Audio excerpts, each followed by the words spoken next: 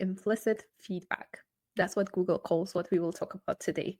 It's actually user search behavior, or otherwise, how users interact with Google search and what kind of data does Google use from that interaction to make the user search experience better.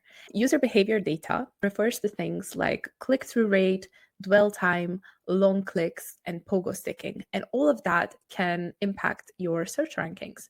Low CTR or click-through rate and short dwell time, or otherwise people not spending a lot of time on your website, can signal to Google that your website may be serving low quality content, or maybe it has a bad user experience whenever the site is served. Reduced pogo sticking, or otherwise a user going back and forth between Google search and your website or other websites, can actually lead to improved rankings over time. The goal here, as we've been told, as a lot of research has shown, is to attract users to your site and keep them there for longer, for them making clicks on your own website, interacting with pages, having long sessions, and so forth. Google may also use things like SERP interactions and user feedback to re-rank pages. Positive SERP interactions enhance credibility, and this can be anything like the actions that the user takes on the SERP or the queries that they type after visiting pages on your website. Let's look at some patterns to better explain how Google uses behavior data, starting with this one. As early as 2011, Bill Slawski actually compiled several patterns related to how Google uses user behavior data to determine rankings. The earliest pattern was from 2002, and at that time, Google was using query logs, and they were tracking user actions like clicks or time spent to find query synonyms. In 2003, they started using historical data and changes in user time on a page to mark content as either fresh or stale. The longer that the user took on each page, Google considered that as a content freshness signal and a content quality signal as well. In 2003, they started introducing location awareness, so it used user clicks and local searches for geographically relevant results. They are still, of course, doing that to refine the results that you see. Depending on your location, where you are in the world, the results are, of course, going to be localized to where you are at the present day. They also started introducing mouse hover tracking to track mouse behavior to predict and reorder link relevancy. They also started introducing around 2005 repository choices, using triples of data to recommend media types in search. Then around 2007, they started doing personalized demotion or ranking and re-ranking results based on the individual user actions, making the web even more personalized. Each of these patterns reflects Google's aim to refine search relevance by monitoring the user actions that people take whenever they're interacting with Google search. And this shouldn't really be a big surprise because, of course, Google search is their own product, their own interface. We as website owners, we do that. We track how people interact with our website. So why would we assume that they wouldn't track how people interact with their website, right? I think this makes sense. A later patent specifically mentions how browsing time is a factor that Google uses to determine the relevancy of the pages that they have surfaced. So within the patent description, we can see that at least one relevancy factor includes browsing time of the user. The browsing time factor can be calculated from browsing behavior exhibited by users who provided similar query criteria. The set of users from which the browsing time factor is calculated can include the user currently, a set of users sharing characteristics, so kind of demographic or browsing information and so forth, and or a general set of users. Browsing behavior can include the time spent at a web page where the browsed web page is a page that was previously presented as a search result for the similar query criteria. What this patent is showing is that Google does have a system to incorporate browsing time as a ranking or re-ranking factor based on the interactions that users have with pages, not only you as the current user browsing, but also people like you with similar search patterns, with similar characteristics, and so forth. Another patent shows that once the ranking system ranks articles, there is a tracking component that kicks in that actually analyzes the results of the tracking, and it incorporates these findings into a rank modifier engine. The most important part is they have a computer-enabled method to determine how relevant results are based on user tracking. They track longer views of the document itself, or otherwise how long you stay at a certain web page, and they map that or compare that to shorter views of the document or the web page. And they output this as a measure of relevance to the ranking page or the ranking results. That includes the document result and also new search results to the same query. That this can be incorporated into different products that they have, different systems, and so forth. So these factors that they collect, and that they could be things like click-through rates or how often users click on specific results for certain queries. It can be click behavior patterns or good clicks versus bad clicks, and click duration. And here, good clicks versus bad clicks would be that measure of relevance, or otherwise, how long did you stay at the web page? Did it engage you? And so forth. They also measure dwell time, or how much the user spends on a page before returning to search results, again, indicating relevance. Mouse hover time, observing how long the user hovers over a result before clicking, suggesting interest level. Again, this is resurfacing from the earliest patterns that Bill Slavsky discussed. And then also query reformulation patterns. And that identifies how users modify their queries after viewing results, indicating whether or not the prior results that they have previously surfaced to those users were actually relevant to the query or not. And then they would use that information from the query refinements to actually match better the articles that they present.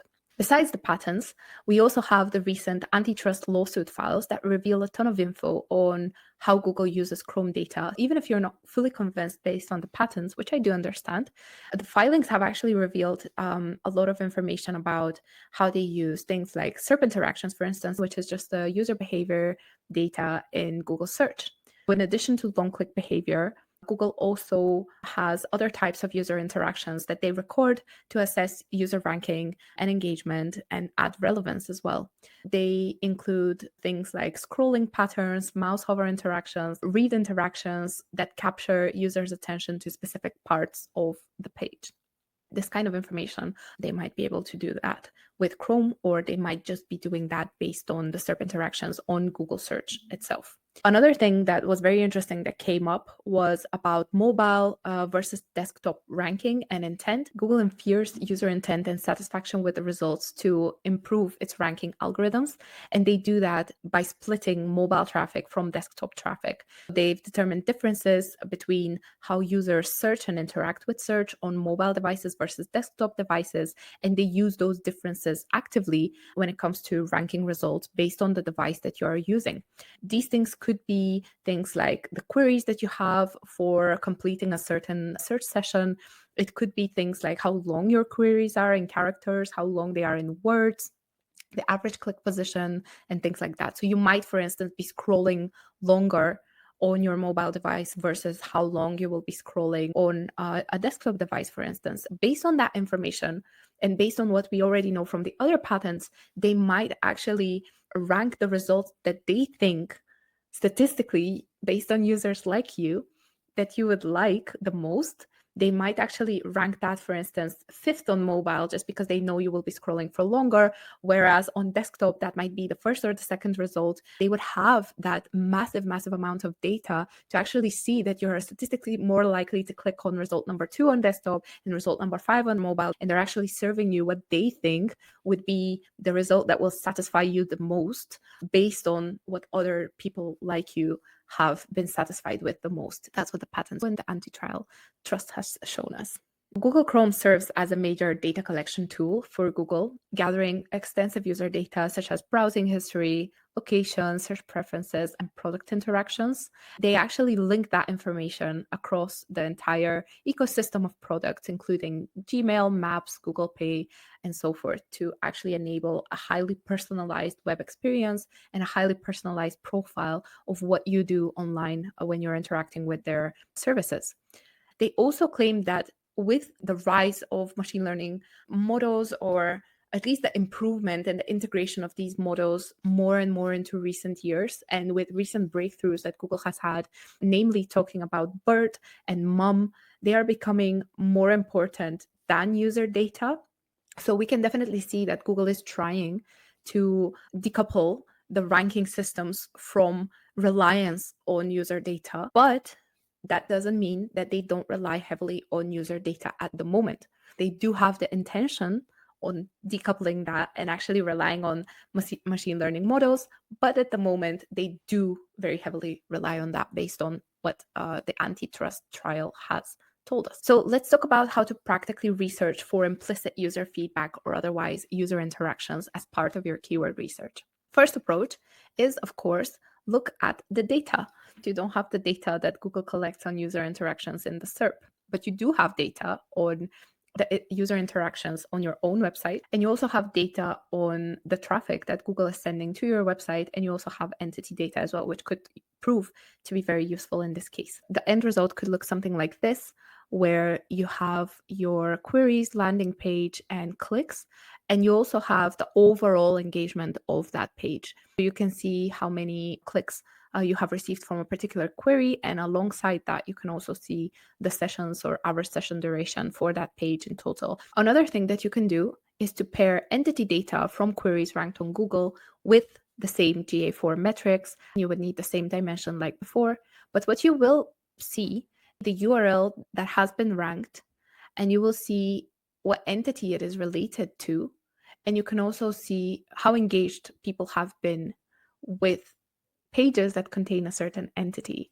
See whether pages that rank for queries containing a certain entity are failing to engage users. So are less engaged or more engaged than your average engagement time for that channel, which is organic, or versus other channels, measuring organic versus social versus referral and so forth. Another thing is to drill deeper. Can you find any links between entity magnitude, entity sentiment, or entity prominence or importance and user engagement? So this could be something like seeing if you talk about certain entities, you get more traffic, but you only get more engagement whenever you're talking about these entities in a positive way. So you have positive sentiment rather than talking about them in a negative way. That's just one example, but it will be interesting to see based on your data. Again, this is exploratory analysis, but it is analysis that would be very useful for you to complete. The second thing, looking at the data, would be to see whether you can observe any traffic differences and behavior differences on mobile versus desktop. Analyze traffic that's coming from the two different device types and the queries that they associated with. Look for differences in query length because this can lead to more specified intents and longer dwell time. Look for differences in traffic related to entities or query structure or otherwise the n-grams that we've previously discussed in other lessons, query formulation or otherwise repeated n-grams, fuzzy matching, misspellings as well, which of course will be more common on a mobile device. Search intent differences as well, and landing pages, so sending users to a specific section. Of course, you can repeat that for competitor keywords too. Here's a website that's performing very well on desktop, but not as much on mobile. We can see something completely different from an e-commerce website, for instance, which is in a totally different niche. Another approach would be to use tools like Microsoft Clarity to pinpoint negative interactions on your own website. The idea here is to identify which page elements or content sections cause these negative interactions. Utilize some of their features like heat maps, session recordings, and optimize for scroll depth and user engagement and session length and click interactions and so forth. I do highly recommend this additional read from Celeste Gonzalez on the Microsoft Clarity blog. She also has a ton of work published on the Wix SEO Learning Hub as well on Microsoft Clarity. Let's quickly conclude what we learned. Google absolutely uses user behavior data as signals to tweak rankings.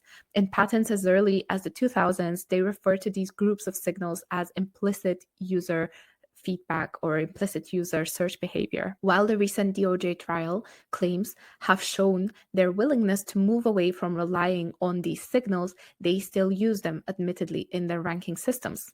Implicit user feedback, dwell time, hover interactions, scrolls, clicks, click duration, query length, the device that the people use, the location where they're at, and many more, as we have seen. While you can't fully replicate what Google tracks or know how they use this data in ranking algorithms, you can reverse engineer by putting some pieces of data together, notably by combining sources like user device, search intent, query classifications, query entity analysis, click data, and the site engagement data that you collect via GA4 or Microsoft Clarity. Definitely keep track on things like changing patterns in the ranking of a certain page, because that's a clear tell sign that Google is experimenting or re-ranking your page. Hopefully you're able to better understand why Google does this kind of re-ranking and what kind of data they use in order to inform those experiments that they run all the time.